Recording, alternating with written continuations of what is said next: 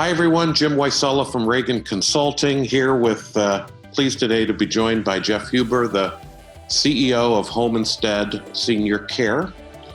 Home Instead's been around for, about 25 years, I'd say.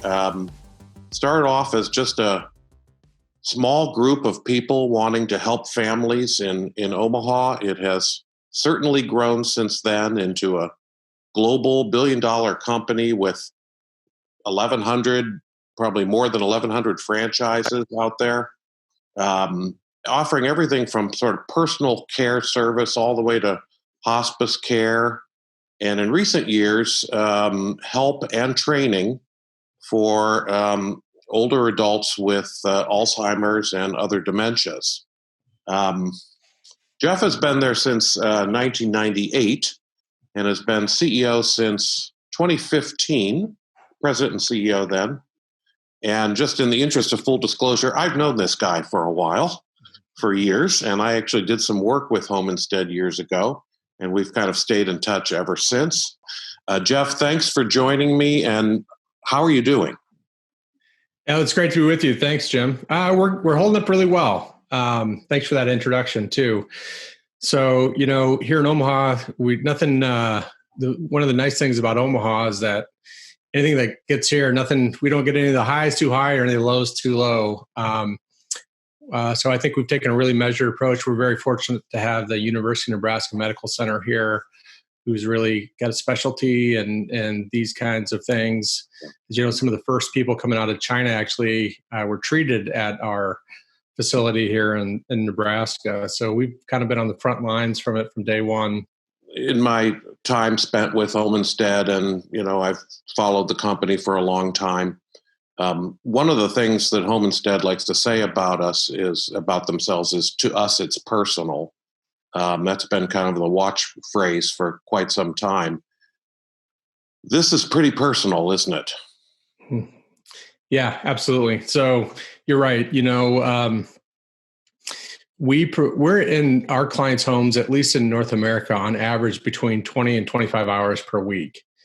And so we develop really deep relationships between certainly the caregivers and our clients, but that local office and their clients and their extended family, often serving as a surrogate family for our clients. So yeah, it's personal. And of course, we've always served a very vulnerable population. Our average client is usually in their low 80s. Most have multiple chronic conditions. So you start doing those intersections, and that's really sort of the most vulnerable in this situation. So we take this extremely seriously. The good news for us is that, we've always known that and have taken an approach to make sure that the safety, security of our clients has always been top priority. So in many ways, this is just sort of our day-to-day, so not a lot has changed in terms of our approach. Certainly some things have, but being able to care for a very vulnerable population in the sanctity of their own home means it's got to be really personal for us. The pandemic and the crisis, that's been on my mind because, as you said, you're dealing with vulnerable populations to begin with. And now these folks are even more vulnerable because they are at risk for easily contracting this virus. So what kind of precautions are the caregivers taking to serve these folks? Yeah, and for that reason, it's been just sort of standard operating procedure for us since the beginning, knowing that our clients are vulnerable. Every year, of course, the flu season comes up, and that's why our training protocols from day one have always been right in line with what the CDC is saying now. We adopted those a long, long time ago. What was kind of your directive or your strategy going into this? Because you have so many audiences to communicate with, everybody, the employees, of course, but also all the franchise owners. And then, the prospective customers and the general public. There's a lot to do there, isn't there? So the tone I wanted to set was like very serious because, we serve a very vulnerable population, but also very measured in our approach. Because, there was so much that we didn't know at that time. We didn't want to overreact, and we certainly didn't want to underreact. So it was just like, let's make sure we're really measured. That's our main job. And I attended a seminar, and something stuck with me, that calm is contagious. And you can actually replace calm with whatever you're emitting is what's going to take hold in the network. And I just really said, calm is contagious. And that had great stickiness for that team. And then that sort of became our mantra unofficially as an organization, that we're going to spread calm. Panic can be contagious as well. So I exactly. And I'm so glad to hear you talk about tone, because I think, I'm a communicator, I'm a writer. Tone is everything. Voice matters. And, as I, talk to CEOs and work with organizations, I've kind of put it into this sort of three categories. First, you have to deliver information. People want to know what's going on, particularly employees, but also customers and franchise owners, in your case, want to know. So they need basic information that is reliable. They also, the second category I would say, is they want to know, they want some perspective on that information. They want some level of analysis. What does this mean for us? And then the third thing gets to really what you're talking about, is that they also want empathy, compassion. Mm-hmm. Calm is another way to put it. I said that, our decision making is really going to be guided first and foremost by our core values. Second main principle is that no matter what, we'll make decisions that are first and foremost in the best interest in the health and safety of our clients, and of course the people who serve them, our caregivers and our other stakeholders. And then we're going to be very calm and measured in our decision making, and we're going to be guided by information. And so we're fortunate to belong to a number of and have direct access to organizations like the World Economic Forum and the WHO and CDC and National Institutes of Health. And so we had access to some pretty good sources of information, which I think helped give us some credibility and helped to create that sense of calm within our franchise owners. Mm-hmm. So that was really the main strategy. I was not so focused on the first two things you mentioned, giving them information, because I was really confident that our team was going to be able to deliver accurate information. And thanks to the help you'd given us years ago, we have a good communication strategy and systems and tools in place. So we didn't have to, stand anything up. That had all been done in the past. We didn't have to educate anybody on the tools and how to access the information that were available to them. That was already in place, and the team was in place. So I felt confident we were going to be able to do that. I thought my job at the beginning was really to establish sort of the dominant thoughts and sort of the tone for how we're going to enter this. I was going to say, your convention, I think it's still the second largest gathering in Omaha. Is that right? After Warren Buffett's show? Well, College World Series is first. Yes. And then the Berkshire Hathaway is second and ours is third. Right. Yeah. Well, I've been to 2 out of 3. So, I mean, just the logistics and when did you make that decision? I was trying to hold out for as long as possible, but I'm glad we made the decision sort of before the decision got made for us. Right. So it was early March. I'm remembering there was a Thursday when sort of the world changed, and I think the WHO deemed it to be a global pandemic, and there just seemed to be a real inflection, escalation point there. We made the decision right before that. You mentioned your franchise owners, and thanks for the shout out there. I mean, we did the franchise portal, quite a few years ago, and that has stood the test of time. Describe that a little bit, how that worked. Yeah. So as you know, it was a bit of an uphill battle internally to get it established. We'd had some communication vehicles, but they were a bit antiquated and needed some upgrading. And, we're rapidly growing, Frank. So there's lots of competing priorities and need for resources. So it had gotten putting off, what we call the hub, the portal. But yeah, it's been in existence. It's evolved a lot since then. But thanks to your help, really helped get it to the top of the priority list. And boy, I'm glad it's in place now. Yeah, it's good to have that kind of channel. Now I know that franchise owners, they also like to see you and talk to you. You do a lot of traveling. You go and visit franchises all over the country and the world. Can't really do that right now. That face to face is no longer an option. What are you doing instead? I thought it was really important that they see us in some way, and so early on, I said I want to make sure that we have at least one a video that we can post to the hub, where we can convey the tone and the empathy that we wanted, because our franchise owners and their caregivers are really on the front lines of this thing. Yeah. And they needed to feel that we understood what they were going through, where they needed to feel supported, and they needed to feel like we understood and cared. And so at the same time, we needed to convey some pretty heavy decisions. So every week there's been at least one video, either from me, our president, our founders, to make sure they're seeing us on a regular and hearing from us and getting that tone across.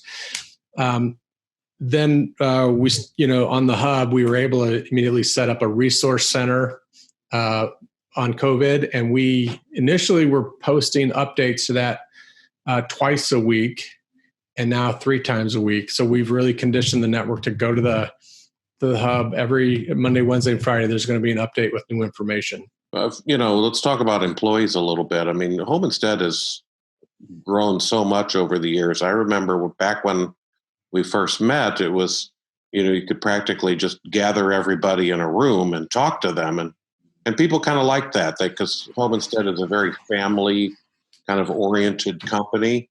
But it's grown since then tremendously. And now with this, are most people working from home now? Is that what you have done? Yeah, that was one of the big decisions early. So we closed the office. Initially, we closed it for most people, and then now we've closed it now for several weeks to everyone.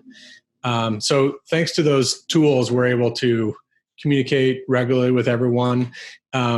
Immediately, the first week that we were working remotely, I just said we have to stay in constant visual contact with our people. We are a very tight-knit group, and we're not going to have that sort of bump into the hallway, or for us, we call it our kitchen table, where we gather for lunch every day. Those interactions matter so much. So we have to recreate those and be much more intentional about those virtually. So every Monday morning we have a touch base, and it's short, but it's just an opportunity for us to connect. And I host those along with our president, Jim Hood. And initially we just sort of were making it up as we went along, but everybody felt good that there was a connection to everyone. Honestly, the best part of that is when pretty much everyone's muted except when we say good morning and goodbye, and just hearing 200 people say hello and goodbye to each other really, fills your bucket. People really look forward to that. I view that as a critical touch point. That's one opportunity I have every month to make a connection and deliver a message and sort of, try to stir something up inside of them. So we did that for the first time, and welcome new team members. We did that for the first time virtually. I decided to open that one up with a little surprise. I dressed up as Joe Exotic, and I had a big cutout of a lion behind me, and everybody got a big. I just was sensing everyone needed some levity, and so everybody really enjoyed that. That's great. There has to be some release, right? I mean, everyone's working hard. It's really serious business. Like you said, there are lives at stake. The people you're caring for are in a vulnerable position, anyway. So it's all very serious and tough, working under tough circumstances. But you have to have some release. Yeah, and our key stakeholders, the franchise owner, and they're a small business owner, and they're entering a whole new dimension of what does this mean for my business and my livelihood. So there's that level of stress to it as well. But yeah, I think having fun is it's not one of our core values, but boy, it's a key part of who we are as an organization. And so we just got to work hard to keep that alive. So we've had and then once a month, our senior leadership team also has a meeting. We had our first virtual one of those. And then afterwards we had a virtual cocktail hour, and so there's lots of that going on. This last week, I was like, what I'm really missing is sort of the bump into the random sort of conversations. And so we're working now on trying to find ways to recreate those virtually. I think a lot about the caregivers. I mean, they've got to be, concerned on any number of levels. I mean, they're concerned for the people they're caring for. They're probably, they're concerned for themselves, I'm sure. And I mean, there's a lot of worry there. Mm-hmm.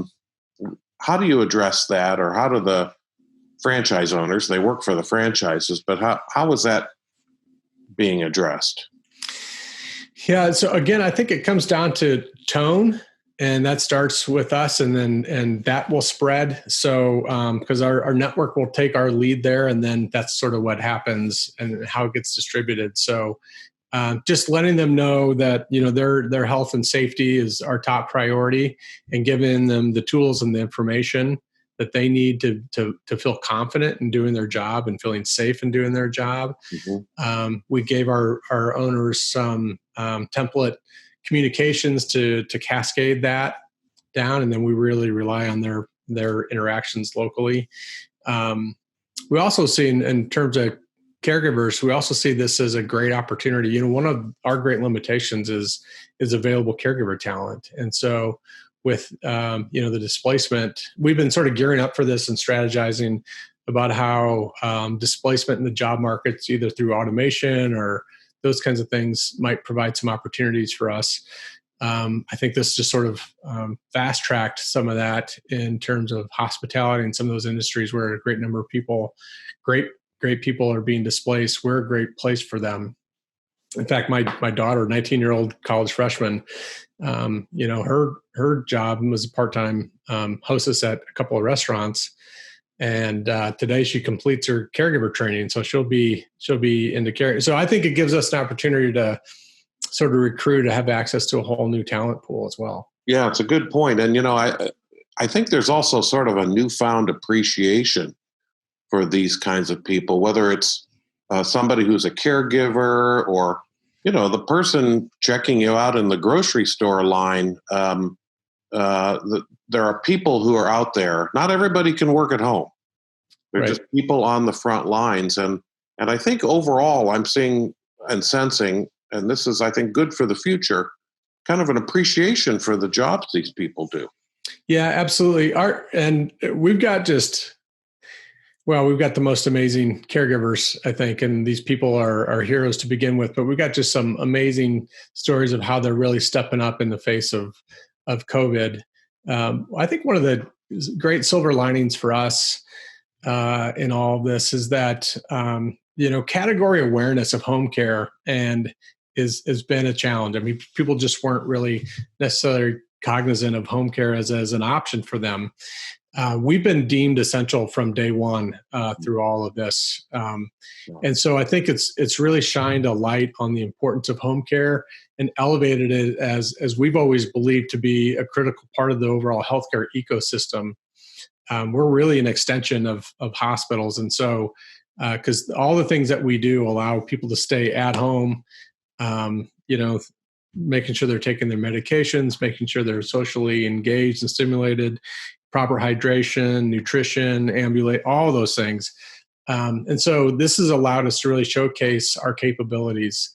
And I think it's allowed us to showcase just the professionalism of caregiving and what a great vocation it can be. And so, sometimes these things allow you to just sort of make quantum leaps in some of those messaging or policy types of things that we've been advancing for years. Hopefully this allows us to sort of get there a little quicker. Yeah, it kind of makes you think about the new normal, whatever that would be, and recovery. I mean, we're going to get past this.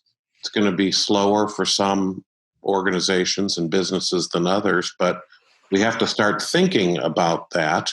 Your people have been essential from the beginning, as you said, but what do you think? Are there some changes in what will the new normal look like? I think this is allowing us to maybe accelerate some of those transformative efforts that we've been working at for some time. That's really a communication job first and foremost. And I think maybe this is, somebody said an expert is anybody from out of town, right? I think maybe COVID has sort of become that major expert from out of town who's really made the case for the value for these things that we've been trying to roll out to the network, whether it's a new CRM, a new operating system, some virtual capabilities. And so we're seeing actually, as owners are starting to settle into what this means for them, I think we're also starting to see a spike in interest in some of those new capabilities because those who were early adopters are really benefiting from having them. And for you yourself, I know working from home because you are a CrossFit guy, your garage apparently has been transformed. Is that right? Yeah, I've been fortunate. I've had a little CrossFit gym set up. Although I'm being as social as I am, I really love going into a gym and having that community experience. But I've been lucky to have a little CrossFit gym set up in my garage. The fun part for me is, my kids are real active, and so they've come over and I've become their personal trainer. So that's well, you've always been a good communicator and on many levels. I do have, here's another example. I just want to hold this up of excellent communication that you recently had on LinkedIn. What was this all about? So my parents are part of that vulnerable population. They're 84 and 82. They're in relatively good health, although, they're starting to show some signs of frailty. They only live like 5 blocks away, and I haven't really been able to see them face to face. We're used to seeing them all the time.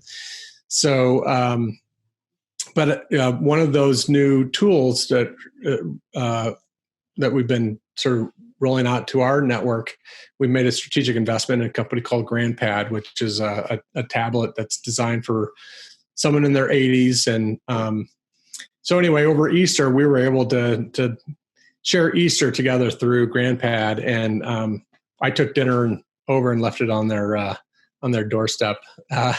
So for them for Easter, but it's just, we've been trying to get the message out about social isolation and loneliness is a real issue in our society. Was long before COVID.